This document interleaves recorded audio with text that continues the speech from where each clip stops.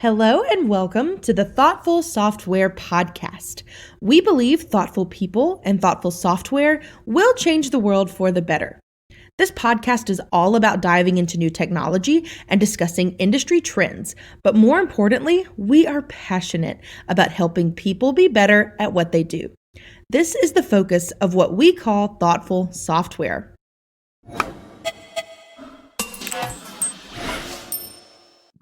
All right, Andrew, it's been 1 year since we've started this podcast, the Thoughtful Software Podcast. I think it's been almost a year, exactly a year. And it's been quite a journey with you. So it's been a lot of fun. I can't believe we've done 1 year. Um, Most people who we talk to, they're like, wow, you guys are still going. We're like, yep, we're still going. And we've been fortunate enough to talk to just a number of people. And I guess my first question to you is like, what's your experience with the podcast? Like, how have you enjoyed it so far this year? Man, it's been insanity. The amount of people and perspective that we've gotten is crazy. I obviously, nothing really prepares you to lead a company or scale as fast as we did. There's just nothing, no matter where you go for your MBA or read any book. I mean, it's just getting punched in the face a lot over time, learning your lessons, getting back up, brushing yourself off and keep going. The podcast, I think, has been a great consistent thing for us because we've gotten so much outside perspective on software, on technology, on culture, on entrepreneurship that, it's really helped us along, with other people's thoughts as we've scaled and done what we did last year.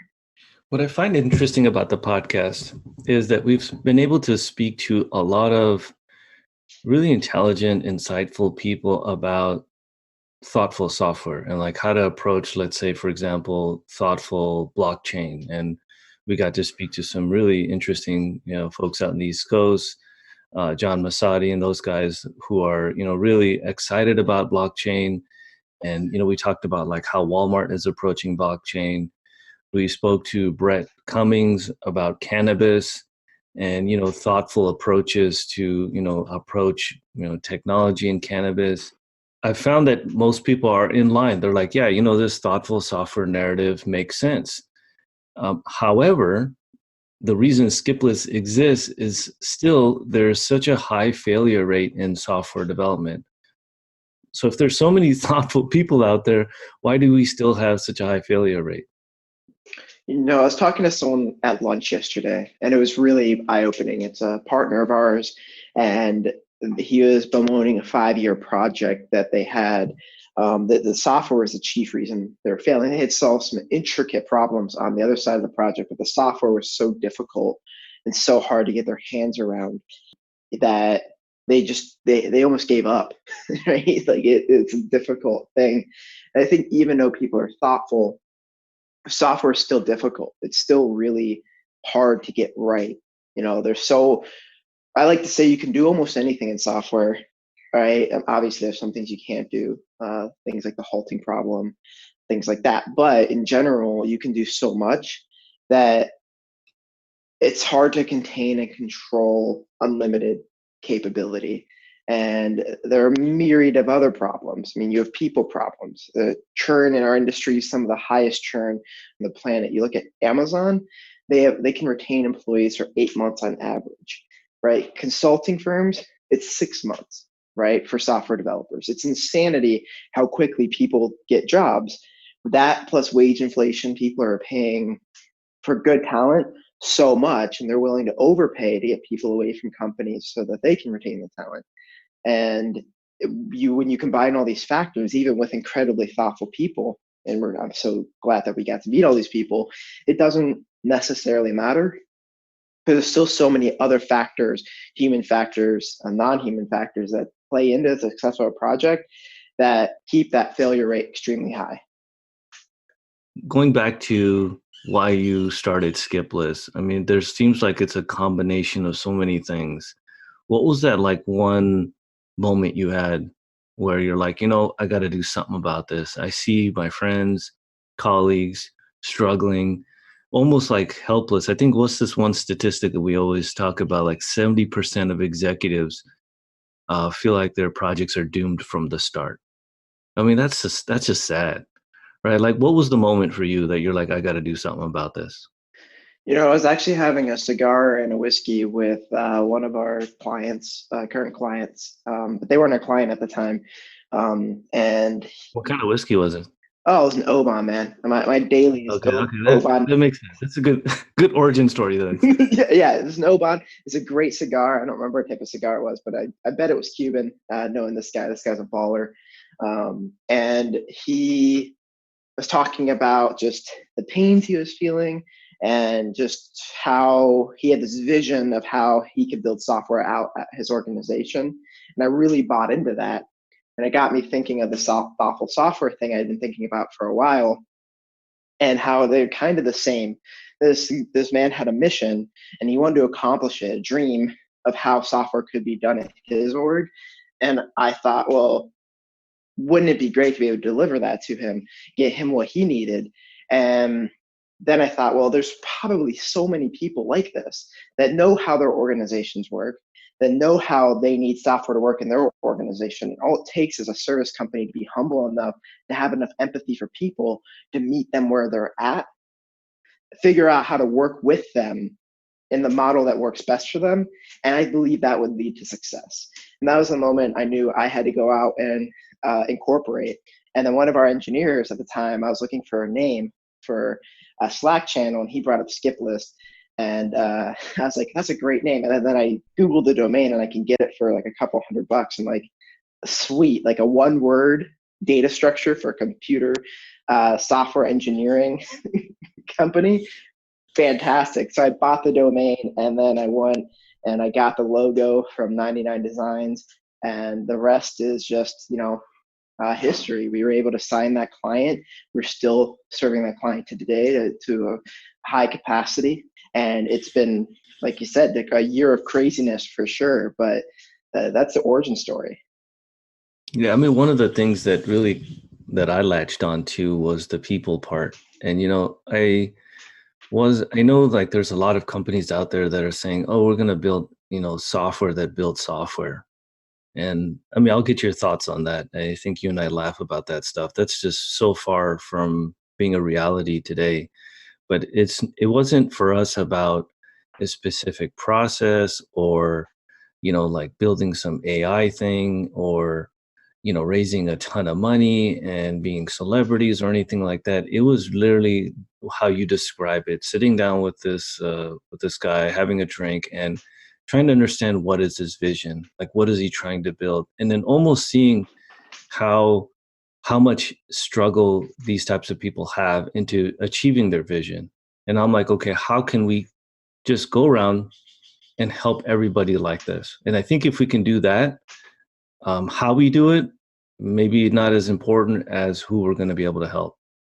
Exactly. I think it's bigger than that too. I love software. It's been so great in my life. It scratches a lot of needs. It's taken care of my family in terms of monetary taken care of, but also from a career perspective, I couldn't imagine doing anything else. And to be able to go around the world, meet with amazing people on our podcast, but meet with amazing clients and partners and all of that, and talk about software and what it means to them. I think you find that a lot of these people care just as much about software as I do, or you do, and they just want it to be a reality for them. And that keeps me driven. It keeps me waking up in the morning to see everyone else's software dreams become a reality. And, I couldn't imagine doing anything that I'm doing today. I mean, Skiplist will grow. It'll become an entity that does different things than just services. But honestly, as long as we keep true to the mission of transforming the world through thoughtful software, I think there's a huge need. I mean, Mark Andreessen, like 10 years ago or something, said that software is eating the world. And now you can't walk 2 feet without something having software on it. And if we don't fix the mess that is software, we're all going to suffer for it. Look at the deterioration of our infrastructure here in America, right? Not to get political, but the roads aren't as good, the schools aren't as good, the bridges aren't as good. The bridges we have a lot of risky bridges. And the same thing can happen to infrastructure that's software if we don't find a way to fix the rat nest that is the software practices and principles that we follow today. Yeah, I'll take credit for this, the phrase of, where Mark Andreessen said software is eating the world. I say software is eating our wallets, right? It's like costing the US, I think, what is it? At least 75 billion. I think that's a low number, by the way. And you just rework and abandon software projects, not to mention the amount of lost value, probably in the trillions, for projects that never see the light of day or don't achieve that value. So if we just somehow, inch towards a better, way of building software that's, again, more thoughtful. I mean, it's a tremendous boon for the U.S. economy and just the world economy in general. It's actually interesting. I don't like to look at it from a money perspective. I mean, yes, you can take a look and it's easy to measure, but I like to think about all of the medical devices that don't ship that could save lives because software sucks, or all of the amazing innovations in education that could help our society become more educated, more learned, that don't ship because of software, or all of the opportunities to solve the world's problems, infrastructure, energy, that don't ship because software sucks, right? And just thinking about that is mind-boggling to me, right? Like there's someone that could have had like a better end of life if this device ships and it doesn't, because some software developer decides they want to do their own thing or roll their own framework or invent something instead of just using some off-the-shelf software. And that to me is unacceptable. Like every one of those things that doesn't ship that could help human life be better, be easier, have a better reality. I think that you have to put your ego aside. You have to adopt the mindset of it's bigger than just me or you. We're all in this together. We should all be aiming to build a better society. And every risk we take in our projects harms society when it doesn't work out. Well, let's talk about that for a second. Like software is not good, or you describe software sucks, right? I see there's like software that doesn't just work well. It's not a good user experience, but it's shipped. And there's a lot of learning applications out there that are still, I don't know, it just doesn't make sense to me. And I see a lot of things around my kids who, use these applications on the iPad, and you're just like, this is just a horrendous piece of software. I'm not sure. I think children wrote it. And you're like, so that's like a complete waste, right? But then there's things that are just straight out flat malicious, right? Where people are just not even caring, that they don't care about privacy or security. So for the first part, like how do you actually write, how do you get better at writing good software? That it's a good user experience and good architecture. Like how do you address that? I think it starts with putting people at the center of everything you do. All right, that's our motto internally. And when you really think about that, when you think about the diversity of the people using your projects, when you think about the accessibility needs of the people using your projects, when you think about how your users might use them, and you take yourself out of it, meaning this isn't for me, right? Maybe you have the problem, maybe it is a little personal, but it's not about me, it's about them. And when you look at it that way, and you really understand your ecosystem, let's say you're building a B2B application, you need to have IT support. Why are you forcing them to use your own authentication system? Why aren't you hooking into their authentication system and letting them manage via their systems? And you solve the hard problem, the heavy lifting of integrating and pulling that data. Why would you force them to do it in your system? Now they have two different systems. You're harming that person and their time and their sanity and their stress levels by making them do more work than they have to do, right? If you're writing an accounting system and you can automate processes and everything for everyone else, and you don't do that because it's easier and cheaper to ship a worse product, again, you're harming your users. And I think, doctors take a Hippocratic oath, right, of never do harm effectively to their patients. The software developers don't take that oath. And so we actively harm our users because we cut corners, because VCs want us to get 3x growth instead of 2x growth. Things like that happen all the time. And instead of looking at how we're actively harming people, we're not doing that. We're just plowing on forward, or, as we would say, being thoughtless in what we do. How do we build better software? We stop being thoughtless. Again, we don't put our users at risk. We actively try to help them, right? We think about them as users. What do they want? Not what I want. What do they want? And that's how you start with better software. You start with the end user in mind. You can be one of the first to download our podcast and read our latest articles each week by subscribing to the Thoughtful Software newsletter. Sign up today and receive a free copy of Andrew's ebook, Thoughtful Software Principles.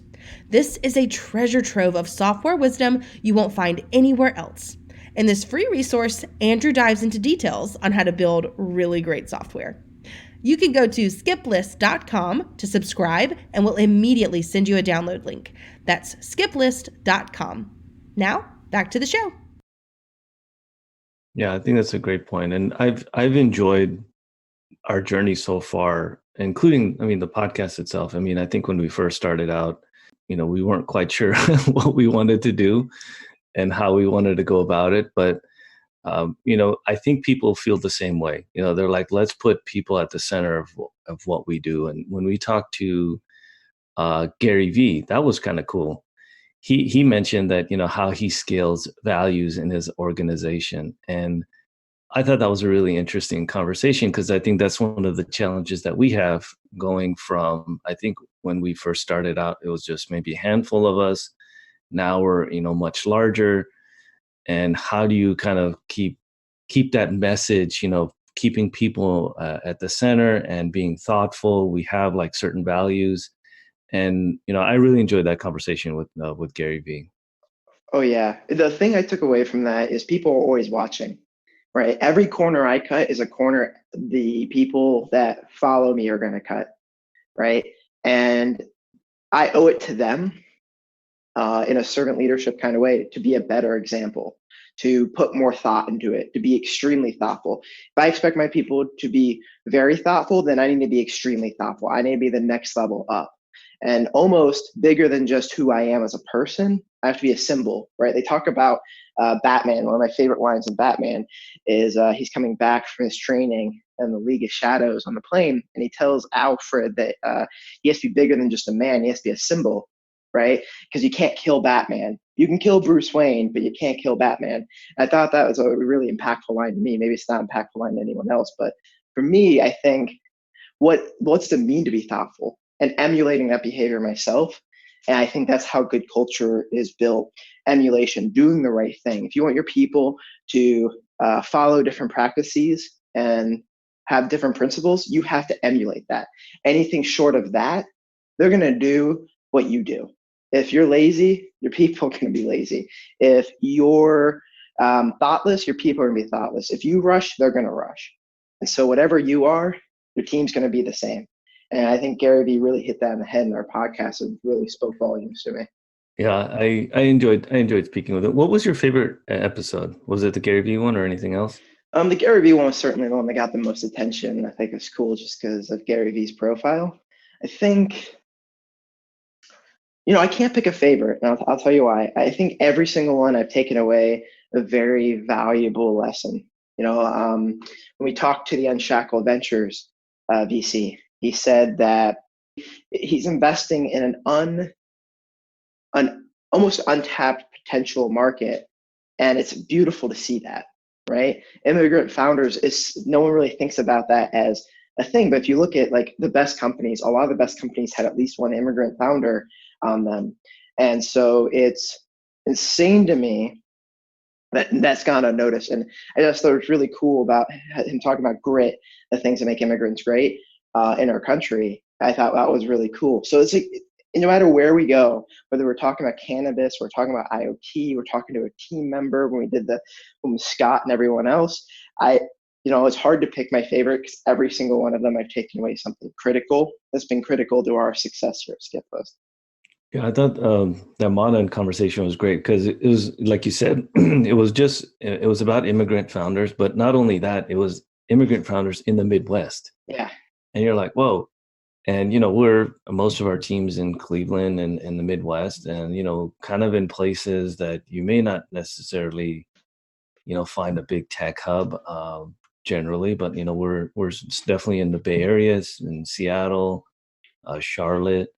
Pittsburgh. But I mean, that's been the most interesting thing is when we talk to everyone, they're like, yeah, that makes sense. And I think that's a great thing that you guys are kind of spread out and you're building it, from the Midwest. And people are really on board with that message. So I was talking to the same friend this week. That was the one from the founding story of Skiplist, and we talked about a little bit the Midwest and how it's kind of like a bonding factor. You have these big cities, and everyone's from the big city or whatever, but there's something about the Midwest and the hardy people here and the incredibly nice people here. Just that when you meet someone, you know what they are, and it's almost like a kinship kind of thing. And it's beautiful. And so I always like hearing about people moving here and saying that people are so nice. It's kind of creepy. I'm like, no, that's just people here. You gotta love it. It's just, I don't think I want to move anywhere else. I just love the feel of people in Cleveland, people in any Midwestern city, really. Yeah. I really enjoyed Michael Keatley, that podcast. I mean, he's just an amazing person and so helpful and, has so much experience, and to have him come on and people like that is, almost is very humbling. So I really enjoyed that one. And I enjoyed the cannabis one quite a bit. I mean, there's just so much going on in that industry is absolutely insane.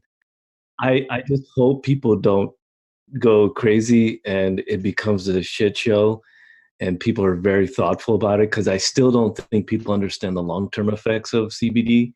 And I think there may be some bad actors there. So I hope that doesn't happen. Yeah, I mean, obviously goes without saying, Keith is one of my favorite people on this planet. So the fact that he was able to come and spend his time with us, even though it's incredibly valuable, like you said, it's humbling. The cannabis one really opened my eyes to the opportunities in that market. And so now every time someone comes to me a cannabis startup, if they want me to like angel invest in something, I always pick up the phone. I'm like, I wonder if they're on to the next hot thing. Because I think it could be a massive, massive market opportunity for someone that can get it right across the nation. But again, you're taking away from that is all the industries that you don't see. The thing I took away from that one is there's billions of dollars in like industries that don't even exist yet. And like everyone's talking about where does tech go next? Where does tech go now? It's solved all the problems. Like, we haven't even come close to solving all the problems. Like there are industries are just being created. There are industries that have been around for thousands of years that haven't been disrupted yet. Like software is just starting. Like it's mind-boggling how big the opportunity is. And you're looking at that one, you're like, every state they add adds like $1 billion in the total addressable market of cannabis. And that's just crazy to think how much untapped potential is there. Yeah. So including the podcast or anything else like running Skiplist, what was your biggest challenge so far? What has been your biggest challenge? Besides the whole having to be an example and the symbol kind of thing, I think the biggest thing is with any startup, you start with conviction, and I'm a very convicted person, not in the felon sense, but in the convinced sense. And when I have an idea, I push it, and I have such clarity of thought in that way that it's hard to move me from my idea, and I have blind spots because of that. And so it's hardest to see that, hey, maybe I'm doing something incorrectly, because like, no, I'm doing the right thing, but I might be doing it wrong, and I'm not seeing the biggest picture. And so the biggest thing for me has been, really seeing things from every angle, you listening to people, getting rid of my blind spots, and really knowing the time to be the leader and be steadfast and say, no, I'm right. I'm going to stand here like a tree next to the river of truth, and you're going to make me move. And knowing when, hey, you know what? I'm completely effing wrong. And I need to shut the hell up and listen to these people and let them do it. And I think it's an art, because if you do one too much, then are you really the one running anything? And if you do the other thing too much, then, you're a dick, right? And no one wants to work for you. They can't own anything. I think the second thing I've learned is just how much I have to delegate, and how much is over delegation, how much is under delegation. And really, it's pick your own destiny, picking what you work best at. And it's difficult. And I don't think it ever gets easier. It just gets different. Yeah, for me, it's been like we try to focus on people, right? And that also in itself is the biggest challenge. It is working with people and different personalities, and how do you grow and add new team members. And that, to me, that's been the most difficult, to like just navigate through, because we've made a shit ton of mistakes, and you've learned a lot. And we've been kind of fortunate to be able to work with some really talented people, and who have kind of powered through. And one big thing I've learned is that people don't come to work to be entertained. They really want to learn and like work on challenging projects and challenging problems, and really work with good people. So this whole idea that you need bean bags and free lunches and all this other nonsense really doesn't move the needle for people. And really trying to create a company that revolves around challenging problems, working with great people is where we're trying to get to. And that's like where I'm like, okay, I'm not moving from this. This is what I want to do. And this is how the company that we should have. Oh, absolutely. That's one of the things that I am pretty steadfast about myself. You know, people have really taught me a lot about myself too, and over the past year, and that's been humbling. But the flip side of that is when we look at we've had such tremendous growth, right? You look across the globe, and there are not too many companies growing faster than us. I don't know if there's any other companies that are doing what we're doing, growing as fast as us either.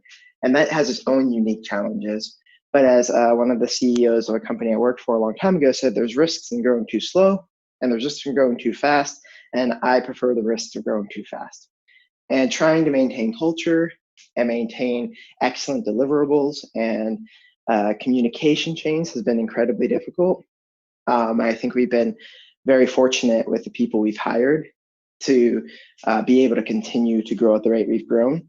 But the one thing I will say about Skiplist is we're really adaptive, and that's, I think, what's needed to make software successful is that adaptiveness, the ability to think on our feet and pivot. And without it, our projects would have a much lower success rate. We'd probably be the industry average because a lot of these orgs aren't that adaptive. I think that's one of the key objectives for scale at Skiplist is how do we stay just as adaptive at scale, so that we can continue to be just successful. Yeah. Thoughtful software is an interesting narrative. The most people, or I think we would say almost everyone we talk to, when we talk to them about the thoughtful software narrative, they go, yeah, that makes sense. Right? I like that.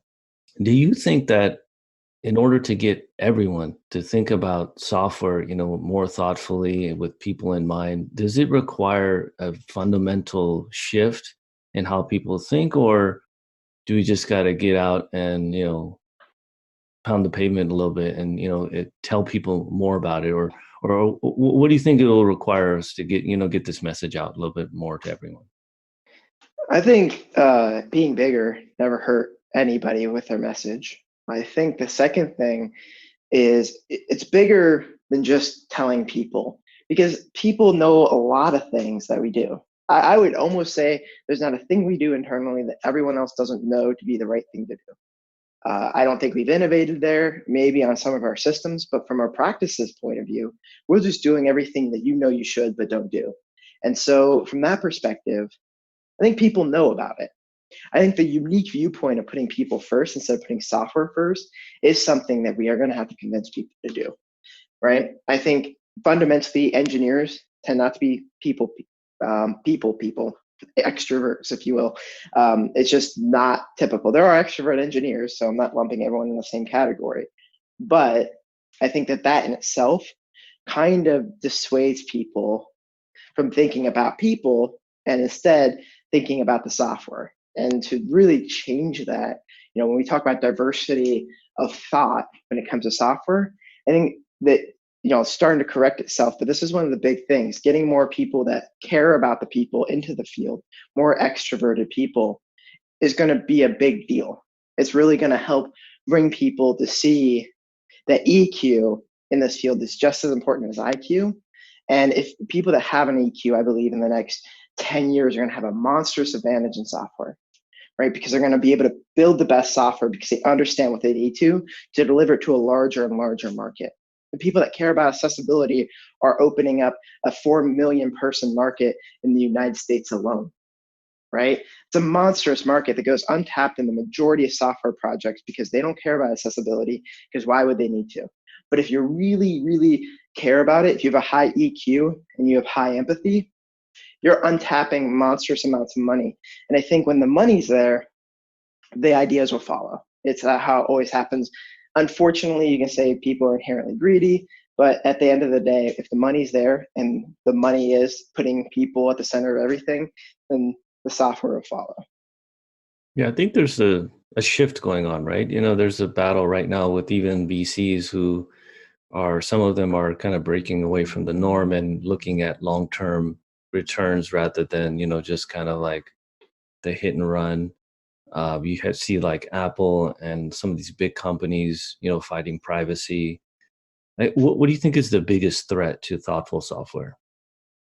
I think the biggest threat to thoughtful software is status quo. I think as people become more tribal, they care less about the other tribes. And I think that as we start tearing ourselves apart, whether it's inside the field of software itself or as a society as a whole, that's a threat. Because how can you have empathy for a viewpoint that you can't even see? And as we keep becoming more tribal, I think that's going to cause a massive issue in thoughtful software. And we have to find a way to come together and care about each other. If you can't, if you don't care about other people, how are you going to be thoughtful about their needs and their wants? Yeah. So kind of as we wrap up, what do you see the future for Skiplist? Like, where are we going? What do you kind of see, up on the horizon that kind of excites you? Oh, so much. If people saw our sales pipeline, they'd shudder or cry for me. Either way, it's terrifyingly ambitious. At the same time, though, I see a monstrous amount of opportunities for our services business. But what I'm also seeing is a massive need for well-designed products that care about users across the board. I saw that Salesforce is going to do $6.5 billion next year in revenue, which is insanity because I remember when they were first founded with no software as their slogan, which was always funny to me. Software company with a slogan, no software. Either way, I see us adding products to our suite.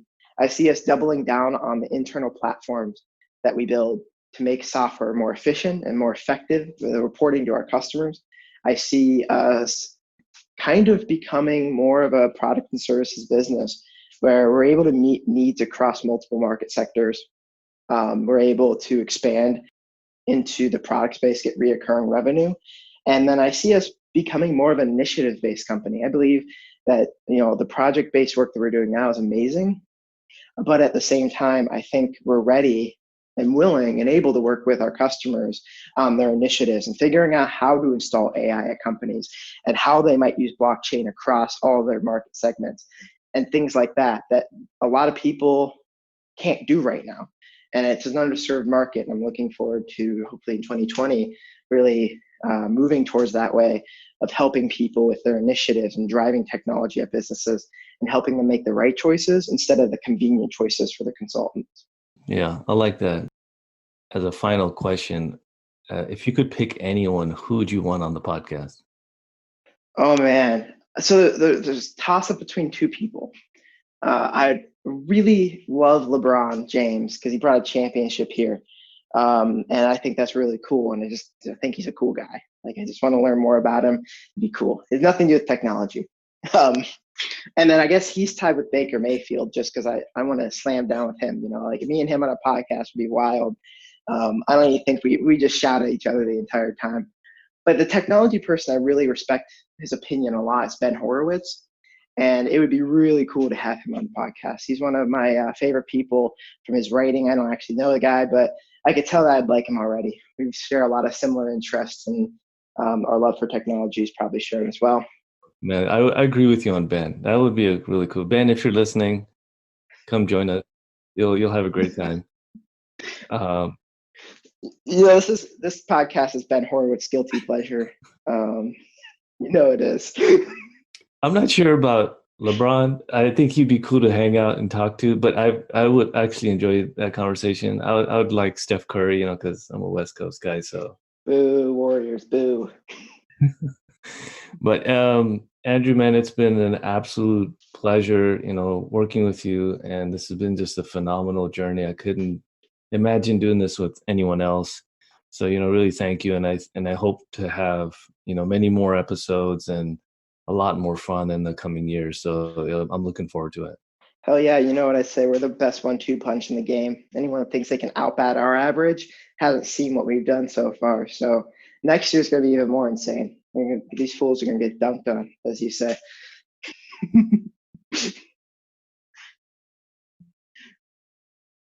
Yeah, thanks, man. Dunking, good. Sounds good to me, man. All right, man. Thanks a lot. Thanks for listening. You can always connect with us at skiplist.com.